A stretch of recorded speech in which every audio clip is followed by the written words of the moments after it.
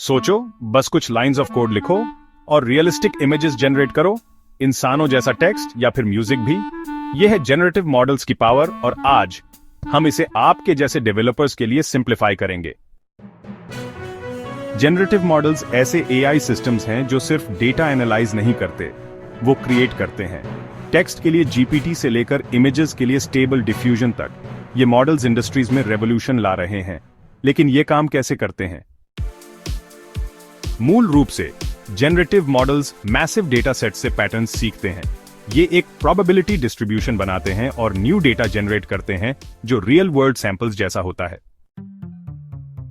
जीएन्स को दो neural networks के कंपटीशन की तरह समझो, एक जनरेटर जो इमेजेस क्रिएट करता है और एक डिस्क्रिमिनेटर जो फेक्स ढूंढने की कोशिश करता है। समय के साथ जनरेटर बेहतर होता जाता है और हाइपर रियलिस्टिक कंटेंट प्रोड्यूस करता है।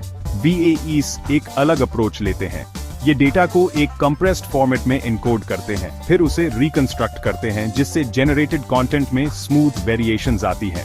GPT-4 जैसे ट्रांसफॉर्मर्स कॉन्टेक्स्ट के बेस्ड पर नेक्स्ट वर्ड प्रेडिक्ट करके टेक्स्ट जनरेट करते हैं। वहीं स्टेबल डिफ्यूजन जैसे डिफ्यूजन मॉडल्स रैंडम नॉइज को स्ट्रक्चर्ड विजुअल्स में रिफाइन करके इमेजेस क्रिएट करते हैं। अब इंप्लीमेंटेशन की बात करते हैं। अगर आप एक डेवलपर हैं तो आप GANs और VAEs के लिए टेंसरफ्लो या केरस से स्टार्ट कर सकते हैं। रिसर्च और डिफ्यूजन मॉडल्स के लिए PyTorch प्रेफर्ड है।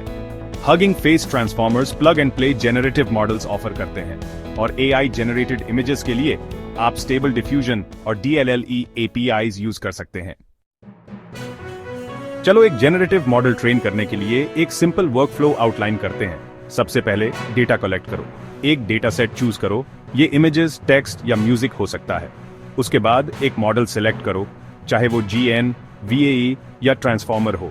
फिर एफिशिएंसी के लिए GPU एक्सेलरेशन यूज करके मॉडल ट्रेन करो। उसके बाद बेटर रिजल्ट्स के लिए हाइपर पैरामीटर्स एडजस्ट करके फाइन ट्यून और ऑप्टिमाइज करो।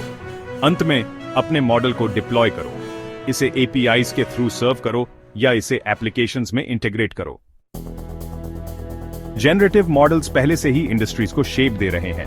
ये हैं वो एरियाज जहां ये सबसे ज्यादा इफेक्टिव हैं। Image generation AI art, face editing, text generation AI copywriting, code completion, music and audio AI composers, voice cloning, gaming procedural content generation.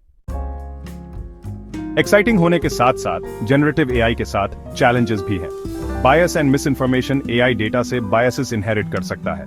Deep fakes and copyright issues, media में ethical concerns, computational costs, models train करना महंगा है। Future bright है, AI तेजी से evolve हो रहा है, मल्टी मॉडल मॉडल्स के साथ जो टेक्स्ट, इमेजेस और साउंड कंबाइन करते हैं। सवाल यह है, आप इसके साथ क्या बनाएंगे? डेवलपर्स के लिए जनरेटिव मॉडल्स पर यहीं खत्म करते हैं। अगर आपको यह यूजफुल लगा तो लाइक बटन दबाएं और AI कंटेंट के लिए सब्सक्राइब करें और आज ही अपने जनरेटिव AI प्रोजेक्ट्स कोड करना शुरू करें।